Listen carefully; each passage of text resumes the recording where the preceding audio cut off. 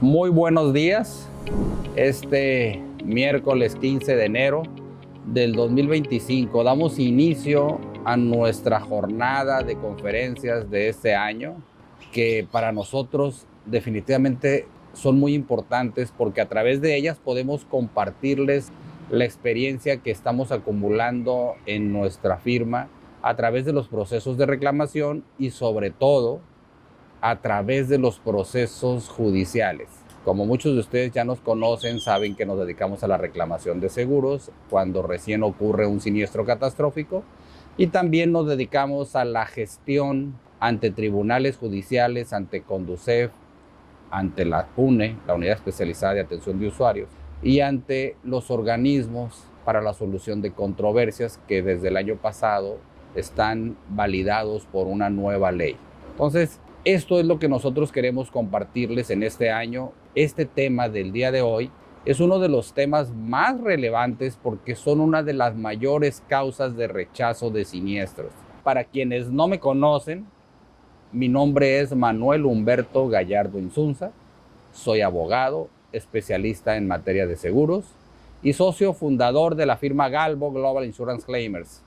Nosotros contamos ya con 26 años de experiencia en la gestión de siniestros y muchísima experiencia acumulada en la gestión judicial de los rechazos de los siniestros.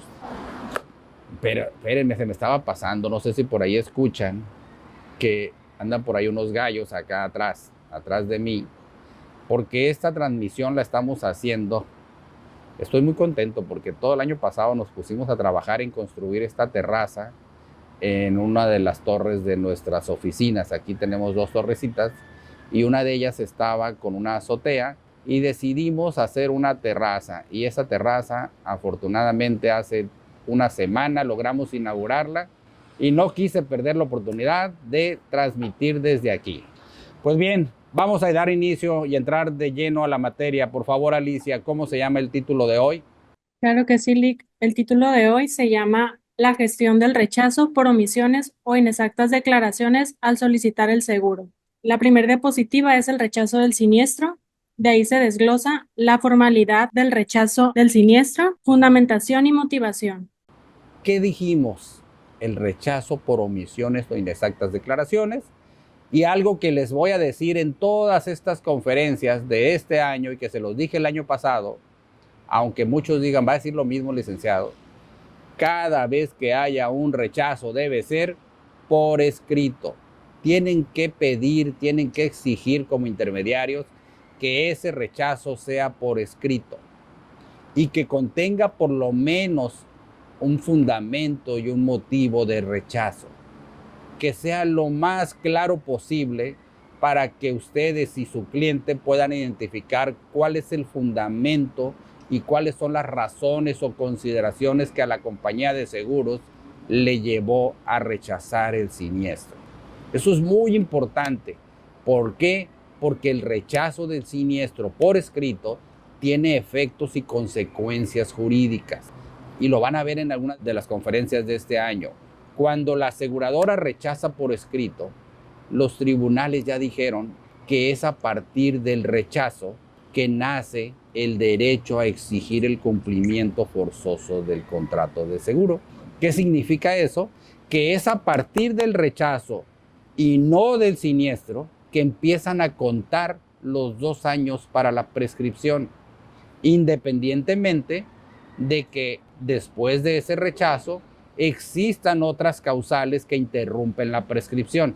Pero vean lo importante que es tener un rechazo por escrito. No es nomás por tenerlo, es porque a partir de que la aseguradora se lo entrega al asegurado o lo expide y nos hacemos conocedores de ese rechazo, empiezan a contar los 2 años para que el caso prescriba. Y en esos 2 años que empiezan a contar, se pueden hacer muchas actuaciones que interrumpen esa prescripción. Entonces, tiene un efecto jurídico importante, por eso es que les insisto, deben de obtener el rechazo por escrito y deben de pedir que se exponga mínimamente el fundamento y las razones o consideraciones que motivaron ese rechazo. Ustedes tienen derecho a que la aseguradora les aclare, les aporte documentos e informes. Claro que tienen derecho, nomás que lo tienen que pedir. Las aseguradoras, para rechazar, se apoyan en dos cosas. Se apoyan en lo que el asegurado les aporta y se apoyan en lo que sus equipos de trabajo, sus ajustadores, sus médicos, sus áreas de siniestros les aportan. Entonces, esos expedientes que están en las aseguradoras se componen de dos grandes partes, las que ustedes aportan y las que ellos obtienen. Y muchos de los rechazos se apoyan en lo que ellos obtienen y otros en lo que ustedes aportan. Pero cuando es en algo que ellos obtuvieron, generalmente no se los van a presentar con la carta de rechazo, pero ustedes pueden pedir que se los aporten y no se los pueden ocultar. Generalmente las aseguradoras se los van a aportar. Se los van a aportar si lo piden. Si no lo piden, no les van a aportar nada. Entonces, pidan lo que puedan para que tengan mayores elementos y puedan analizar la razonabilidad de ese rechazo. Pero no pierdan de vista que por más fundado y más motivado que venga ese rechazo, es solamente una opinión de la aseguradora, no es la última palabra. Ustedes tienen derecho a conseguirse otra opinión de otro experto para ver la viabilidad de revertir el rechazo. Antes de ponerse a gestionar, yo recomiendo que busquen la asesoría experta para que no den un paso sin una estrategia y sin estar seguros de las consecuencias que ello va a tener. Vámonos entonces a la segunda diapositiva, por favor. La causal del rechazo, y de ahí se desprende el primer punto, que es la rescisión prevista en el artículo 47 de la Ley sobre el Contrato de Seguro. De ahí se desglosa el plazo de notificación. De ahí mismo también se desglosa los efectos de la notificación. Y como segundo punto está la disputabilidad.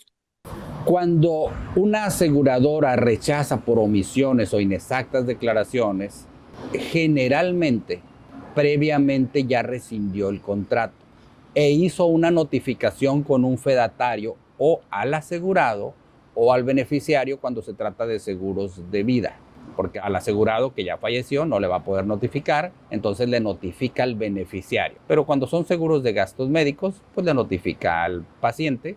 ¿Por qué? Porque ese todavía vive y a ese sí se le puede notificar. Y esa notificación la hace mediante fedatario o con un corredor público o con un notario público. Van y le notifican generalmente. Muchas aseguradoras ni siquiera utilizan un fedatario y notifican a través de una carta o le piden a la gente de seguros que notifique el rechazo y que recabe la firma del asegurado. Bueno, esa rescisión debe de tener varias características.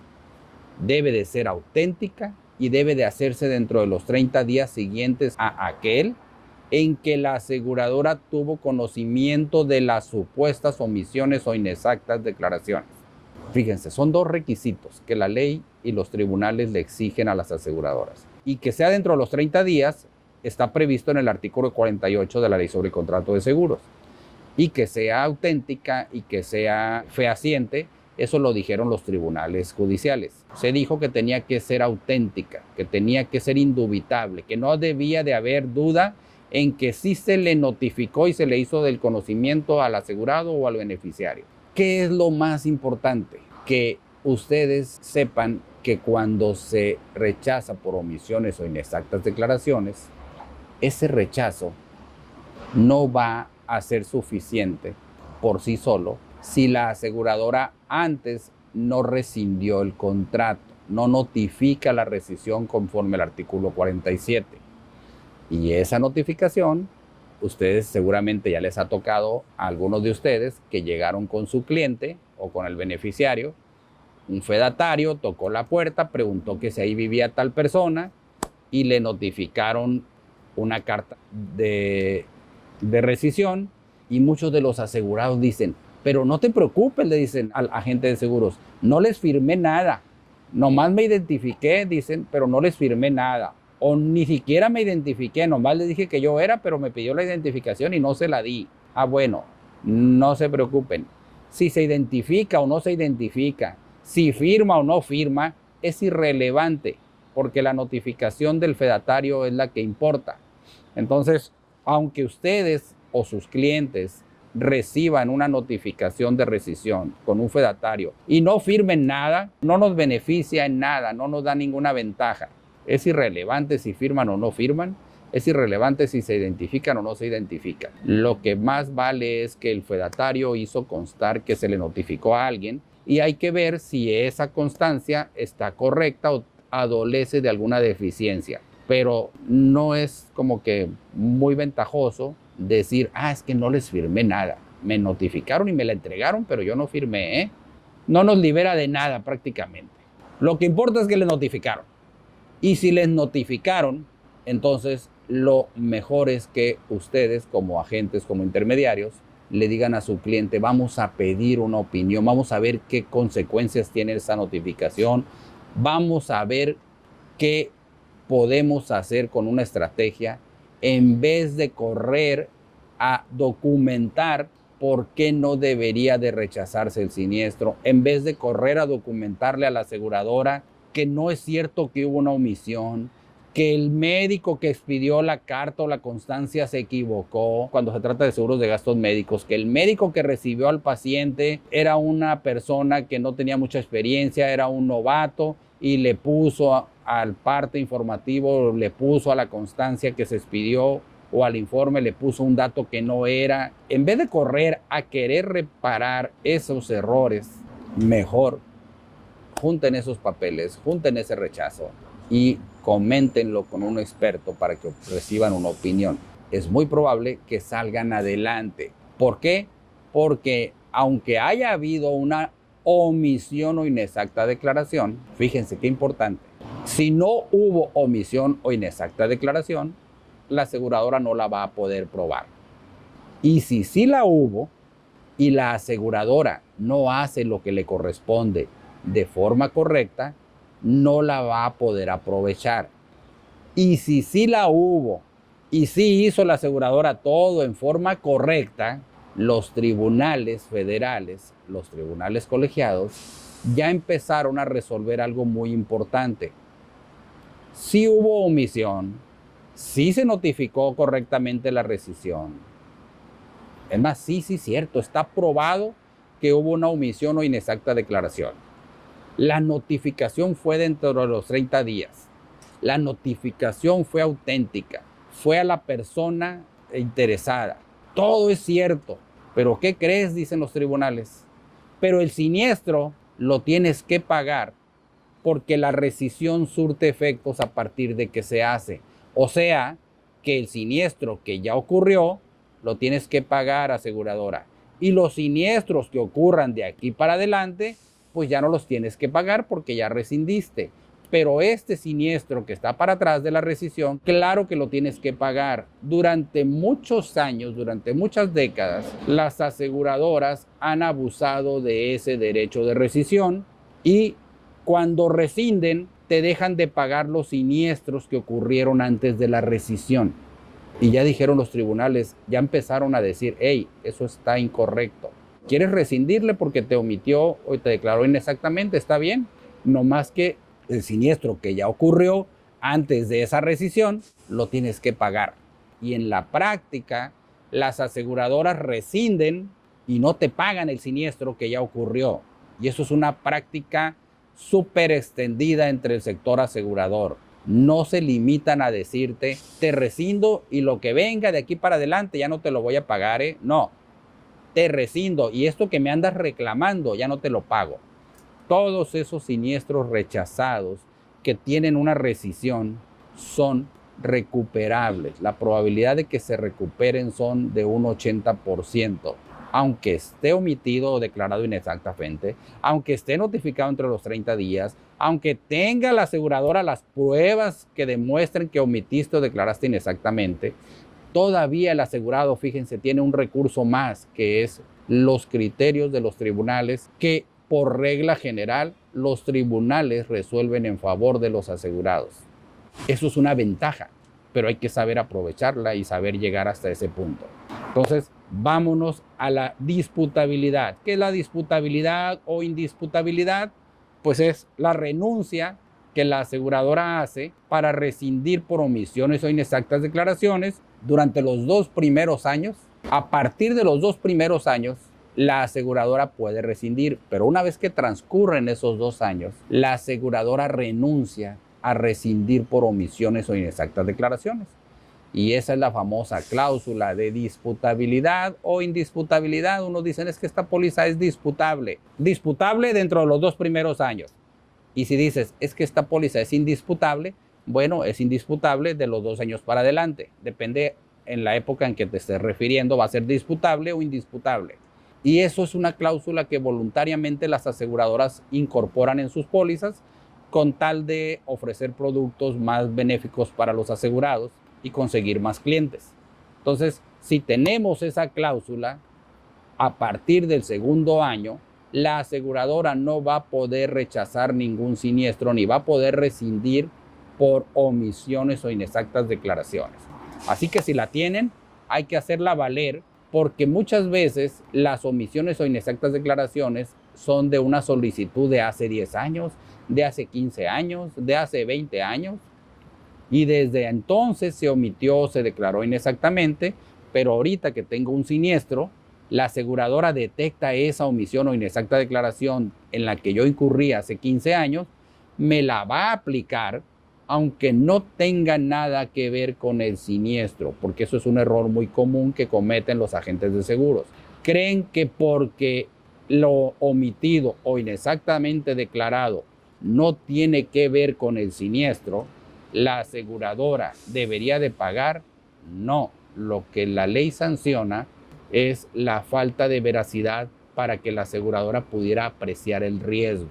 Si tú omitiste la diabetes, pero lo que vienes reclamando ahora es otro padecimiento, otra enfermedad, la compañía de seguros dice, no importa que tú hayas omitido la diabetes y que ahora el padecimiento sea distinto al que vienes a reclamarme.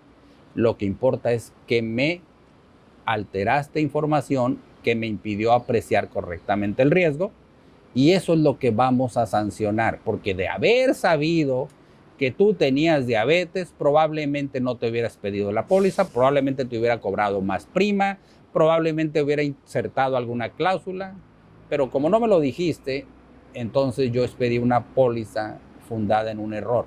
Y eso es lo que viene a proteger la ley en favor de las aseguradoras, para que no se expidan pólizas basadas en un error o en una apreciación incorrecta del riesgo. Entonces, vámonos ahora sí a la que sigue. Alicia, porfa. Muy bien, Lick.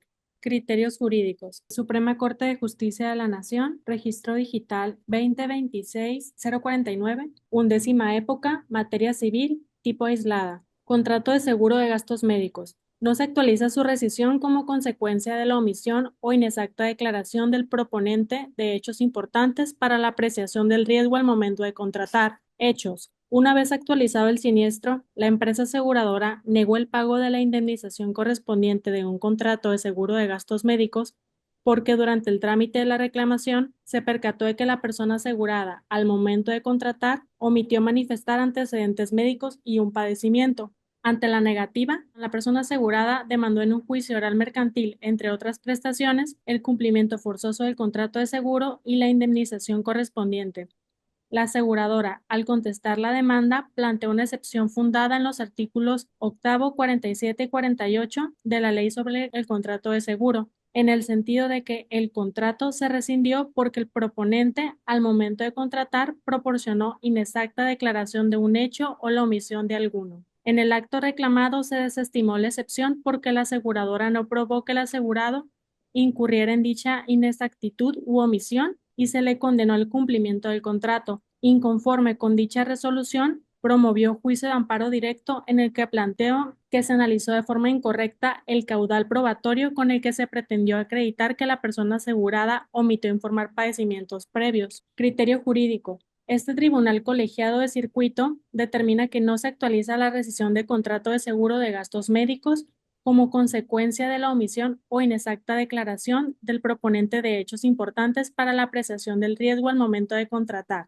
Justificación. Lo anterior conforme a la interpretación sistemática de los artículos 8 a 10, 47 y 50 de la Ley sobre el Contrato de Seguro, que prevén que el proponente de seguro por sí, como representante de este o por cuenta de otro, se obliga a declarar por escrito a la aseguradora, de acuerdo con el cuestionario relativo, todos los hechos importantes para la apreciación del riesgo que puedan influir en las condiciones convenidas, por lo que cualquier omisión o inexacta declaración de esos hechos facultará a la aseguradora para considerar rescindido de pleno derecho el contrato, aunque no hayan influido en la realización del siniestro. Así, cuando la aseguradora adquiera prueba fehaciente de que la persona contratante omitió y declaró inexactamente algún hecho al contratar el seguro, estará en aptitud de rescindir el contrato dentro del plazo de 30 días naturales que se prevé para tal efecto, pero el ejercicio de dicha facultad solo podrá surtir efectos hacia el futuro. Es decir, solo podrá excluirla de cumplir la obligación de pago respecto de siniestros que se actualicen con posteridad a que hizo del conocimiento pleno de la parte asegurada o a sus beneficiarios su decisión de dar por terminado el contrato. Lo anterior en principio porque tal notificación constituye el requisito necesario para que surta efectos dicha rescisión. Además del contenido de los diversos artículos 68, 69 y 70, se advierte que los únicos supuestos previstos para la oposición de un siniestro amparado en el contrato de seguro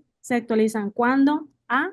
La parte asegurada hubiera omitido dar aviso del siniestro dentro del plazo convenido o dentro del plazo que prevé la ley de la materia. B. La parte asegurada o sus beneficiarios no proporcionen oportunamente la documentación que hubiera requerido la aseguradora. O C. Se demuestre que con el fin de hacerla incurrir en error, se disimulan o declaran inexactamente hechos que excluirían o podrían restringir dichas obligaciones, pero no en el cuestionario relativo previsto en el artículo octavo citado, sino al momento de la solicitud o aviso del pago de siniestro, que es una etapa posterior. Gracias a una reforma que hubo por allá en el 2004, se estableció que la competencia para conocer de los juicios sería a elección del reclamante. Antes de esa reforma, todos los juicios que un asegurado quería llevar contra una aseguradora por un rechazo, tenía que llevarlos en la Ciudad de México.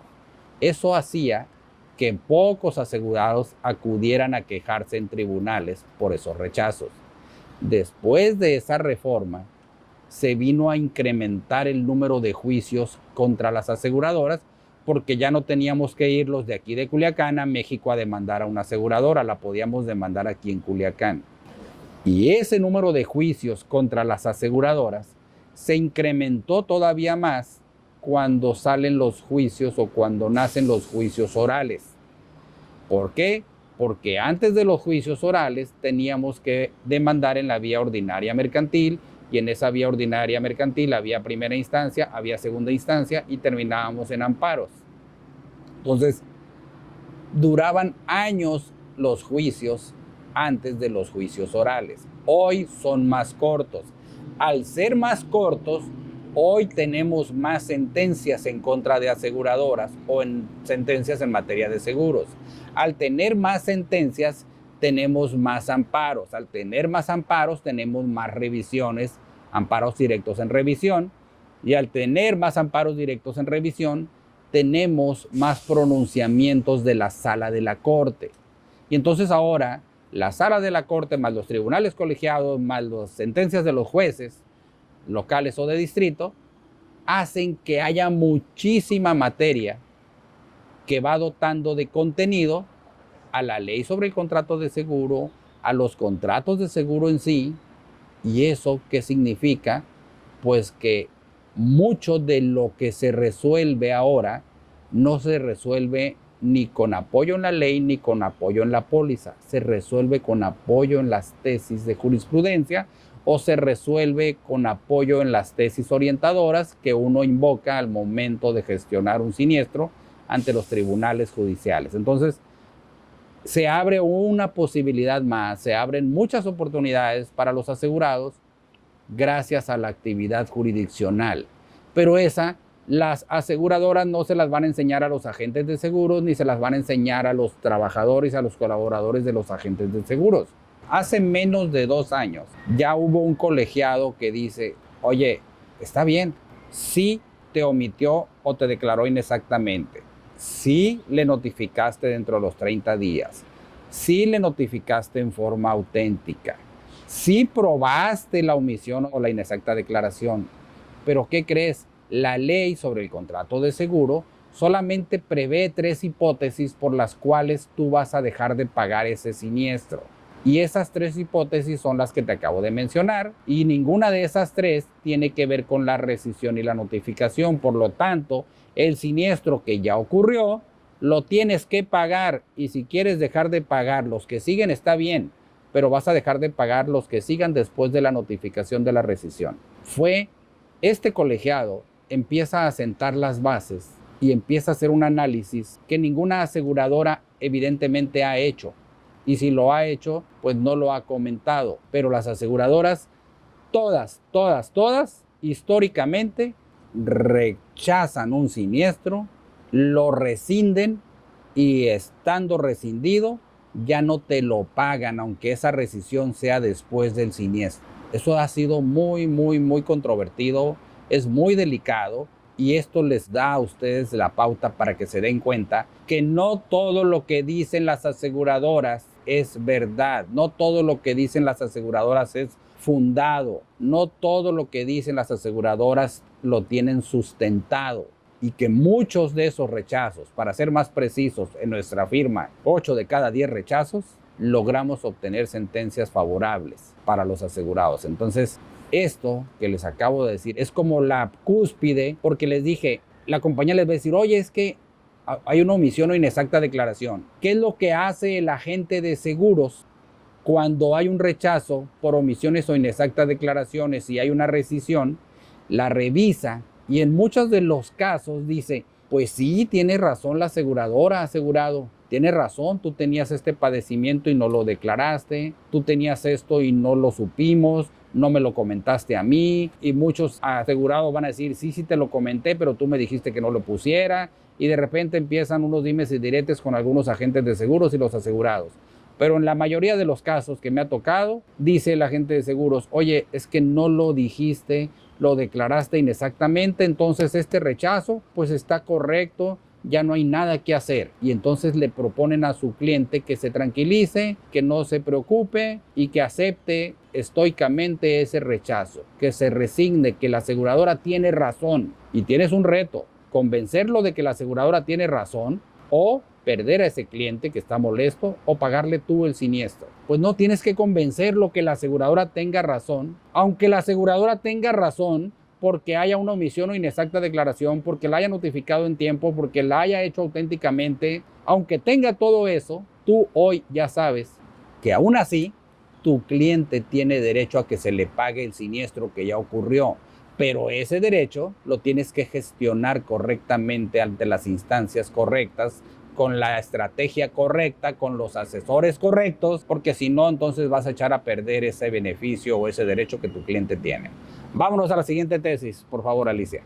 Muy bien. Suprema Corte de Justicia de la Nación. Registro digital 183698. Novena época. Materia civil. Tipo aislada. Seguro. Normatividad aplicable a la cláusula de indisputabilidad en el contrato relativo. La cláusula de indisputabilidad implica una renuncia a futuro de las nulidades derivadas de la inexactitud en declaraciones u omisiones en el contrato de seguro, y se rige por el artículo 78 del Código de Comercio, que es el que regula los actos de comercio y faculta a las partes para que se obliguen en los términos en que quisieran hacerlo, y además por los artículos 47 y 50, fracción 4, de la Ley sobre el Contrato de Seguro, que facultan a la aseguradora para renunciar al ejercicio de las acciones que pudiesen derivar de las omisiones y declaraciones inexactas en que pudiese incurrir el asegurado. Por tanto, no tiene aplicación la disposición contenida en el artículo 1822 del Código Civil para el Distrito Federal, que señala que no es lícito renunciar a futuro de las nulidades derivadas del dolo, toda vez que dicha legislación sería aplicable supletoriamente en cuanto no existiera disposición legal expresa en la legislación mercantil. Primer Tribunal Colegiado en Materia Civil del Tercer Circuito. Ahí está. ¿Qué dijeron en esta controversia los tribunales? Dijeron a la aseguradora, hey, si tú ya estableciste una cláusula de disputabilidad o indisputabilidad, como lo hayas querido poner, si tú ya la pusiste en la póliza, tú ya no puedes ignorarla ni puedes desconocerla. Y no puedes ignorarla ni desconocerla alegando que no podías renunciar a las nulidades. No, le dice. Si tú la pusiste, ahora la respetas, y cualquier omisión o inexacta declaración, aunque tú la hayas probado, tú ya no la vas a poder invocar ni vas a poder rescindir después de los primeros 2 años de transcurrida la vigencia de la póliza. Tú renunciaste a rescindir por cualquier omisión o inexacta declaración, ahora lo sostienes, ahora te aguantas, ahora lo respetas. Y ahí en ese juicio, una aseguradora evidentemente que dijo, bueno, sí está la cláusula, pero no es una cláusula aplicable porque no es correcto que yo haya renunciado a pedir una nulidad. Los tribunales le dijeron, no, no es un tema de nulidad, es un tema de pacto entre las partes donde prevalece la voluntad de las partes. Y si tú aquí te obligaste a renunciar a ese derecho o renunciaste a ese derecho a partir del segundo año, ya no lo puedes invocar. Entonces, siempre que tengan una rescisión por omisiones o inexactas declaraciones, vayan y revisen la póliza para ver si tienen esa cláusula de disputabilidad o indisputabilidad incorporada. Y si la tienen, hay que hacerla valer, pero hay que hacerla valer correctamente. Antes de hacer cualquier gestión, lo primero que uno busca como abogado es ver si existen esas cláusulas. Sí o sí hay que buscarlas. Y si las encontramos, es más sencillo revertir el rechazo. Vámonos a la última tesis, por favor, Alicia. Muy bien, Nick. Suprema Corte de Justicia de la Nación, Registro Digital 2026-669. Undécima época, materia civil, tipo aislada. Seguro de vida. El certificado de función no constituye prueba idónea para que la aseguradora acredite que, al momento de su contratación, la aseguradora conocía plenamente que padecía una enfermedad preexistente. Hechos. Una persona física demandó en la vía oral mercantil de una aseguradora el cumplimiento de un contrato de seguro, el pago de ciertas cantidades correspondientes a las coberturas del fallecimiento de la asegurada y de asistencia funeraria, el pago de intereses moratorios y de gastos y costas. Al dar contestación a la demanda, la compañía aseguradora planteó la excepción de falta de acción y derecho, sobre la base de que la asegurada incurrió en omisiones o inexactas declaraciones en cuanto a la existencia de la enfermedad preexistente de alcoholismo que dan lugar a la rescisión de la póliza, conforme a la ley sobre el contrato de seguro. El juez de proceso oral absolvió a la enjuiciada de las prestaciones reclamadas al estimar que del certificado de función que ésta ofreció se desprendía que la causa del fallecimiento de la asegurada fue, entre otras, alcoholismo, por lo que al momento de la celebración del contrato, la asegurada conocía esa enfermedad. Contra esa sentencia, la actora promovió juicio de amparo directo. Criterio jurídico.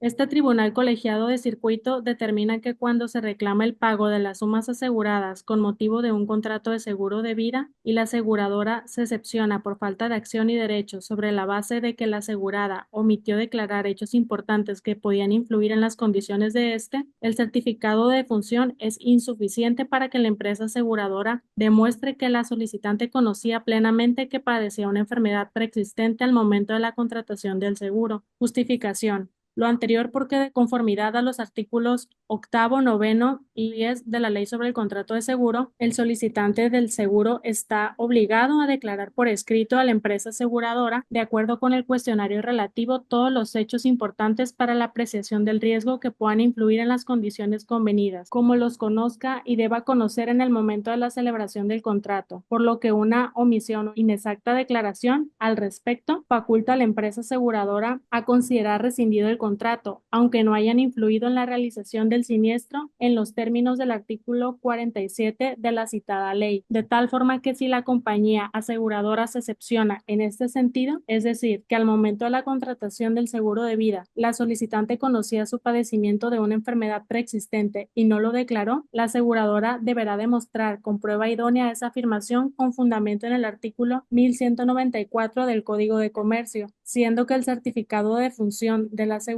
únicamente demuestra su muerte y la causa del fallecimiento, pero no el conocimiento pleno sobre una enfermedad preexistente al momento de la contratación del seguro de vida. 15º Tribunal Colegiado en materia civil del primer circuito. Este es una controversia muy importante. ¿Qué pasa cuando fallece alguien al beneficiario la aseguradora le pide acta de defunción, certificado de defunción y le pide varios documentos e informes. ¿Qué hacían las aseguradoras? Si del certificado de defunción o del acta de defunción o de cualquier documento que el beneficiario aportaba, advertía que había un padecimiento o una enfermedad que hubiera sido omitida por el solicitante que ya falleció, la aseguradora rescindía y rechazaba el siniestro. Y eso lo hicieron durante muchos años y lo siguen haciendo. Se apoyan en las actas de defunción y en los certificados de defunción y se apoyan en las declaraciones 1 y 2 que se llenan, se apoyan en los informes de los médicos que recaba el beneficiario o el asegurado para aportárselo a la aseguradora, y mucho de esa documentación no es la idónea para probar que alguien conocía de lo omitido o inexactamente declarado. Entonces, fíjense lo importante y lo trascendente que tiene todo lo que les acabo de decir. Si hay un rechazo por omisiones o inexactas declaraciones, vean todo lo que la aseguradora tiene que probar para sostener en un tribunal ese rechazo. Número 1, tiene que probar que hay una omisión o inexacta declaración.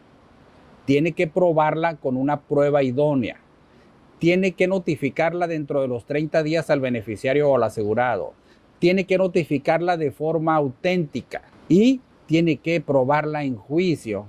Y aunque la pruebe en juicio, ya dijeron los jueces y los tribunales colegiados, esa rescisión, aunque haya pasado todo esto, no te libera del pago del siniestro previamente ocurrido. Entonces vean todas las oportunidades que tiene su cliente cuando le rechazan por omisiones o inexactas declaraciones. Entonces ya no corran ustedes a pagar el siniestro, no corran a convencer a su cliente de que está bien rechazado y que no hay nada que hacer. No entren en pánico, no se preocupen, no se asusten. Mejor busquen un asesor experimentado que pueda respaldar a su cliente y que su cliente vea que ustedes están del lado de él porque le están buscando opciones y le están dando soluciones.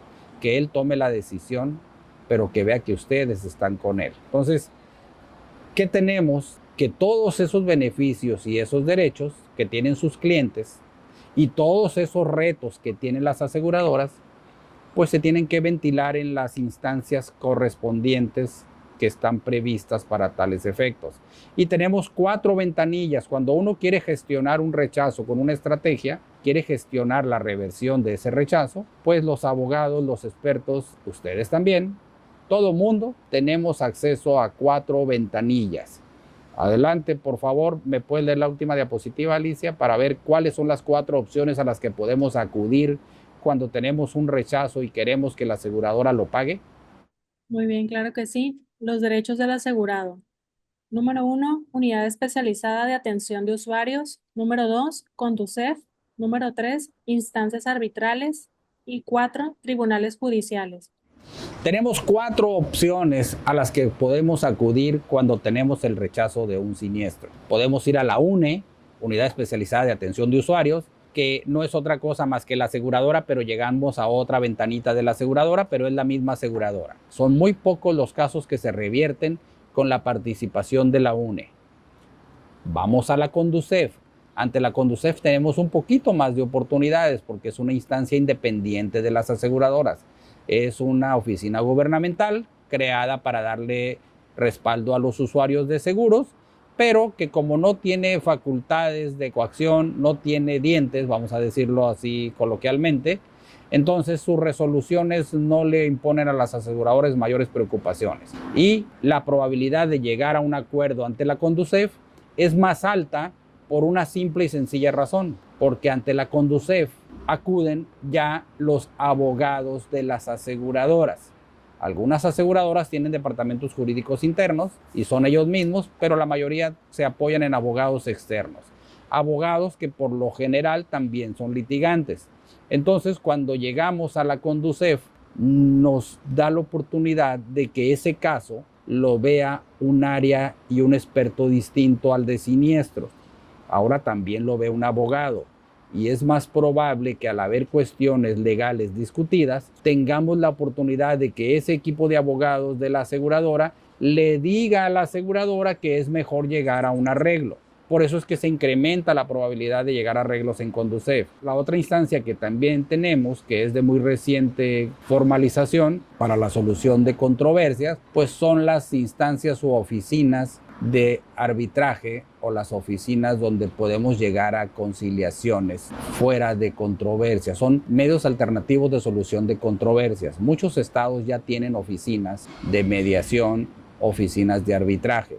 Entonces, no está todavía muy utilizado, muy recurrido a esas instancias, a esas oficinas, pero también son de utilidad y las aseguradoras también atienden a los llamados de esas instancias. Cuando uno acude a esas instancias, las aseguradoras por lo general sí responden, sí las atienden, y como ahí también participan abogados externos, es alta la probabilidad de que lleguemos a un acuerdo en esas instancias. Y por último, si ya agotamos todo y no logramos llegar a un acuerdo, pues tenemos los tribunales judiciales. Ahí sí o sí va a tener que contestar la aseguradora, y ahí sí existe los medios de coacción para hacer cumplir la sentencia. Si la sentencia le condena a pagar, existen los mecanismos para que a la aseguradora se le obligue a ese pago, aunque no haya querido pagarlo. Entonces, vean que tenemos muchas oportunidades. Vean que la aseguradora tiene muchos retos, y que cualquiera de esos retos que no logre satisfacer, cualquiera de esos requisitos que no logre cumplir la aseguradora, va a terminar en una sentencia que la va a condenar al pago de ese siniestro que ya había rechazado. Entonces, por eso es que nunca deben de dejar un siniestro rechazado sin la alternativa de buscar una solución en otra instancia a través de asesores experimentados. Eviten, por favor, decirle a su cliente, ya mira, tiene razón la aseguradora, porque ya les acabo de demostrar que aunque tenga aparentemente razón, debe de pagar el siniestro que ha sido rechazado y posteriormente ha sido rescindida la póliza. Entonces, tenemos unos minutos para preguntas y respuestas. Excelente. Carlos Alexis Treviño Cázares. Gracias, maestro. Buenos días. Le deseo un feliz 2025. Gracias, Carlos. Gracias. En relación a la primera tesis que mencionó, ¿la persona pudo recuperar su seguro? Sería esa la primera pregunta. Y la segunda pregunta es, no sé si haya visto tal vez sí las noticias en Los Ángeles, que a los asegurados les quitaron la cláusula de incendio. No sé si esto haya pasado en México, y si llegase a pasar por alguna circunstancia, tal vez en México, la cláusula de terremoto, cosas así, ¿podría uno defenderse? Si no está la cláusula, si no tienes la cobertura cuando inicia la vigencia de la póliza, no te van a pagar si el evento está previsto en esa cobertura. Aquí, ¿qué es lo que dicen los de Los Ángeles? Por allá de los incendios que tenemos. Dicen, es que yo no tenía la cláusula de incendio. Otros dicen, porque también hay que ver las noticias, dicen, sí la teníamos, pero no era aplicable para estas zonas. Entonces, si así estaba en el contrato, pues al contrato tendremos que atenernos y tenemos que apegarnos las partes. Hay que privilegiar lo que está pactado, pero cuando se trata del asegurado, hay que privilegiar lo que está pactado y hay que invocar lo que dicen los tribunales, porque lo que está pactado tiene un alcance y los tribunales le están dando otros beneficios a través de decir el derecho a los asegurados. Por eso ustedes como intermediarios o cualquiera que sea intermediario, tiene que saber que su cliente tiene los beneficios que están en la póliza, pero además tiene beneficios que les dan los criterios de los colegiados y la corte. Entonces, la suma de los dos beneficios son los que le permiten una mayor oportunidad de recuperar. Pero si está pactado así allá en Los Ángeles, no va a haber forma que alguien reclame y que le paguen su siniestro si la cláusula no estaba puesta o si la cláusula estaba condicionada a algunas variables. Entonces, ¿qué tienen que hacer? Pues leer las pólizas, pero yo sé que es casi imposible porque en la medida que ustedes van creciendo en la intermediación, se les dificulta más leer las pólizas. Es más difícil leer todas las pólizas. Es más, no tendrían tiempo para leerlas todas en la medida que van creciendo. Pero si no está la cláusula, si no está la cobertura, si no está la especificación, y la póliza fue aceptada, fue expedida y no se pidió su rectificación, entonces no va a haber forma que cobren un seguro sin cobertura. Yo creo que salió de la conversación, pero podemos irnos con la siguiente persona. Sería Sergio G. Sí, muy buenos días. Buenos días, Sergio. Son dos preguntas. Una, yo tengo entendido que una póliza de gastos médicos siempre es disputable. Y pregunta número dos, en caso de requerir los servicios de usted, licenciado, ¿tiene uno que acudir directamente a sus oficinas? ¿Sus servicios jurídicos son en cualquier parte de la República? ¿Cuál sería el procedimiento? Ok, la primera pregunta. La póliza que traiga la cláusula de disputabilidad es disputable. ¿Qué significa? Que si la aseguradora decidió en algún paquete, en algún producto, incorporar esa cláusula de cualquiera de los ramos, porque esa cláusula no es exclusiva para vida ni gastos médicos. Esa cláusula está prevista en la ley y esa puede ser aplicable a cualquier ramo. Así, a cualquiera. Solamente es cuestión de que las aseguradoras, por conveniencia, decidan incorporarla y la pueden incorporar en cualquiera de los ramos. Esa es la primera. Perdón, pero cuando son renovaciones, porque estoy de acuerdo en cuando es una solicitud inicial, pero cuando ya es una póliza que se viene renovando, que ya tiene 5 o 6 años de existencia en gastos médicos, ¿sigue siendo disputable si es que la compañía pone esa cláusula allí? No, si la aseguradora desde tu primera, allá es bien importante. Muchas veces las cláusulas van modificándose en la vida de las pólizas. Si en alguna primera versión tú tenías que la aseguradora había pactado la disputabilidad y en posteriores renovaciones ya no viene, pero tú tienes esa primera, tú tienes el beneficio de invocarla y decir, oye, es que cuando celebramos el contrato en la primera anualidad, tú renunciaste a disputar la póliza o renunciaste a tu derecho de rescisión a partir del segundo año. Si tú la tienes, porque algunos de los asegurados van guardando los ejemplares y algunos de los agentes de seguros también van guardando el historial de ejemplares, tú puedes invocar que ahí estaba pactado. La compañía te va a alegar que en las posteriores versiones ya no incluyó esa cláusula. Sí, pero si no la incluyó, debió de haberte notificado ese cambio, debiste haber aceptado o consentido ese cambio y la aseguradora ahora va a tener otro problema, probar que tú aceptaste o consentiste ese cambio. Si no lo prueba, entonces tú tienes esa ventaja. Entonces, lo que yo trato de decirte es que si está pactada, te la deben de respetar, aunque después la hayan quitado. Si tú no estuviste de acuerdo expresamente o en forma tácita con ella.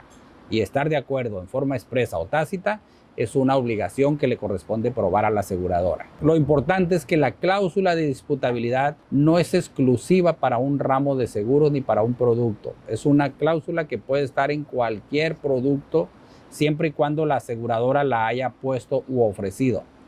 Y si está, tú tienes derecho a invocarla y tienes derecho a que se te respete. Pero primero hay que ver si está. Y lo segundo, ¿dónde nos puedes localizar? Nosotros tenemos oficinas en México, Monterrey y en Culiacán, donde vivimos. Pero la comunicación con nosotros puede ser por videoconferencia, puede ser por llamada, puedes acudir a nuestras oficinas y nosotros atendemos clientes de todo el país. Por lo que les dije hace rato, que uno elige la competencia cuando va a reclamar. Como nosotros solamente representamos a los reclamantes, a los asegurados, tenemos clientes prácticamente de toda la República Mexicana. De todo el país atendemos casos y nosotros decidimos si los gestionamos en México, en Monterrey o en Culiacán, porque es una ventaja y un beneficio del asegurado decidir dónde gestiona sus reclamaciones y dónde gestiona sus juicios. Muchas gracias.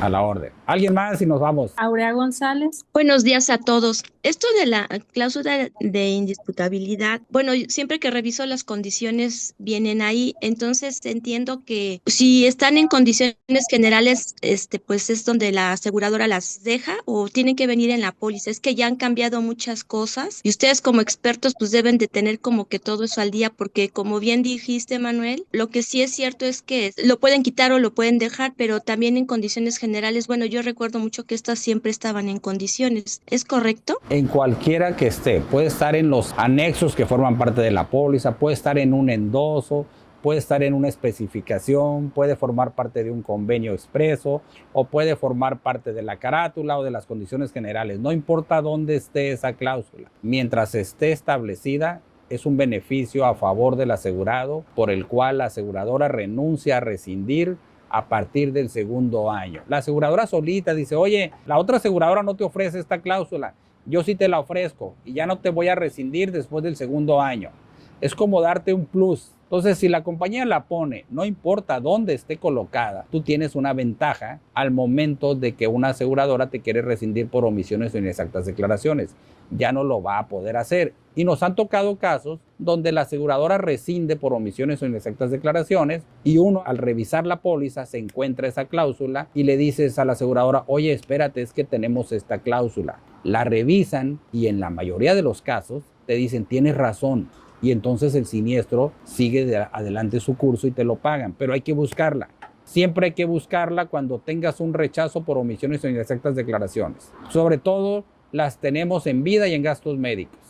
Ok, bueno, es que yo te he seguido todo el tiempo, estoy escuchando tus pláticas y de verdad me encantan, aprendo mucho, pero también es cierto que mientras menos información le demos a la aseguradora, porque también entiendo que los ajustadores son los que andan pidiéndote esa información y el asegurado también está en su derecho en no dársela, porque al final es chamba del ajustador, ¿verdad? Mucho de lo que los ajustadores piden es obligación de ellos recabarlo, pero como es más fácil pedírselo al asegurado, dicen al cabo que el asegurado es el apurado, es el interesado, pues que me lo dé él. Y con lo que tú les das, el ajustador, el investigador, termina dando una opinión para que el siniestro sea rechazado. Entonces, ¿hay que aportar documentos e informes? Sí, pero hay que saber cuáles estamos obligados, cuáles son optativos, cuáles son obligatorios y cómo entregarlos, porque no puedes alterar información, no puedes falsearle a la aseguradora, no puedes engañarla, no puedes decir nada que no sea correcto.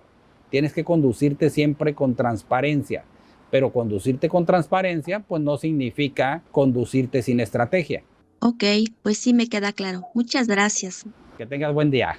La última, Alicia. Perfecto, claro que sí. Marco de la... Aguantamos una más. Gracias, felicidades, Manuel. La primera es esta parte que mencionaste de la disputabilidad y ahora yo que estoy de este lado y veo gastos médicos y bueno, todos los ramos, me he encontrado con algo y quisiera saber tu opinión. De repente, cuando se llena una solicitud, me he encontrado con la sorpresa, con la famosa OII. Me han salido con algunos casos que, según esto, la gente cuando llega al hospital le preguntan que si tiene seguro y aún sin usar su seguro, que según en los hospitales y los médicos los dan de alta en la OI. Esta práctica es ilegal, ¿verdad? O sea, no debería ser algo legal, pero sí me he encontrado con eso que tienen información de gente que, pues, que no deberían de tener, dado que no hicieron una reclamación al seguro y pues de repente pues se excluyen eso, ¿no? Entonces sí me sorprende bastante y eso cómo se puede, es que ni siquiera tienes el seguro y quieres asegurar a la persona que está sana y le estás demostrando que está sano y que ya pasó muchos años de esa operación, etcétera. ¿Ahí qué se puede hacer? Vamos al ejemplo. ¿Quieres asegurarlo o me hablas de que ya tienen información tuya cuando estás gestionando la expedición de una póliza? ¿Así te estoy entendiendo? Es correcto. Cuando estás gestionando una póliza, alguien te dice no puedo porque tienes este padecimiento y esta enfermedad y aquí está el registro. ¿Así es? Es correcto. Ok. Obviamente que todas las aseguradoras tienen sus bases de datos, tienen sus procesos de investigación y tienen derecho a investigar por donde puedan, porque desde el momento en que tú solicitas el seguro, si mi memoria no me falla, por alguna vez lo leí, dice en una de las que tú firmas, de los documentos que se firman, dices que autorizas a la aseguradora a que investigue, a que pregunte, a que recabe documentos e informes. ¿Es correcto? Es correcto. Con ese documento que tú firmaste, ellos se dan a la tarea de investigar y entonces echan mano de todas las bases de datos que tienen a su alcance, que ya existen muchas, y con esa información es con la que te dicen no puedo por esta causa. Pero ahí estamos hablando de que todavía no hay seguro porque tienen la facultad de expedírtelo o no expedírtelo. De que es ilegal esa información porque a alguien que se las pasó a ellos, no sé de dónde la obtuvo. Entonces, si me voy en la cadena, él la pide a Juan y vamos a preguntarnos, ¿y Juan de dónde la obtuvo? ¿Y quién se la dio a Juan? Yo no autoricé a Juan ni al que se la dio a Juan para que se la dieran a Juan. Y entonces esa información definitivamente está muy cuestionable. pero como la aseguradora es la que tiene la última palabra para decir si te expide o no te expide la póliza, pues puede ser que se esté apoyando en información que tú no autorizaste, puede ser que se esté apoyando en información irreal, ilegal inclusive, pero al final de cuentas pues es la que va a decidir si te expide o no la póliza. Si tú dices, es que yo quiero que me expidas la póliza sí o sí, tendríamos que buscar otro mecanismo para buscar que te la tengan que expedir. Si te está evitando expedir la póliza, hay que ver si es por una causal de discriminación, que están muy de moda últimamente, que cuando una aseguradora por discriminación dice no la voy a expedir, pues ya existen los mecanismos para que la autoridad la obligue a expedirla. Entonces habría que identificar cuál es la verdadera causa por la que no te quieren asegurar y si tienen fundamentos y elementos. Pueden ser legales o ilegales, pero a final de cuentas ellos tienen la decisión. Si son ilegales y tienen que ver con discriminación, creo que tienes mucho cómo poder gestionar que te la expidan sí o sí, aunque no quieran. Ok, gracias. A ti, a la orden. Tenemos el último. Perfecto. Ya está activo tu micrófono, Marvin. ¿Qué tal, licenciado? Buenos días. Una pregunta. Yo soy abogado y soy agente de seguros y eventualmente estoy llevando asuntos en contra de aseguradoras. Ok. Nada más que ahorita, últimamente, me he topado con que las aseguradoras ya no te están dando el rechazo por escrito, sino que únicamente por conducto del ajustador o de las oficinas te dicen que no, pero no te dan el rechazo por escrito. Aquí mi pregunta es... Te cortó, pero quiero a ver si entiendo tu pregunta y te ayudo. ¿Cómo le puedes hacer para que te lo den por escrito? Exacto. Es muy simple. Pídeselos por escrito y te lo tienen que dar por escrito.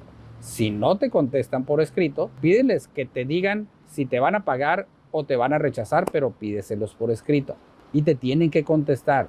Si no te contestan, esa misma petición, incorpórala o ingrésala a la UNE. Dile, oye, tengo este siniestro y no me han respondido. Yo creo que por lo menos de la UNE sí vas a recibir o una negativa por escrito o una reconsideración. Pero hasta ahí no creo que ocupes más instancia para obtenerla por escrito. La UNE sí te va a servir para eso, porque ahí te puedes quejar de que no te están contestando y que no sabes cuál es el estatus del siniestro, y por lo menos la UNE yo creo que sí o sí te va a contestar. Y ya con esa respuesta, si de la UNE viene el rechazo, tú ya tienes un rechazo. Y lo importante es que el momento que tienes el rechazo es cuando empiezan algunos plazos. Para eso es muy importante tenerlo por escrito.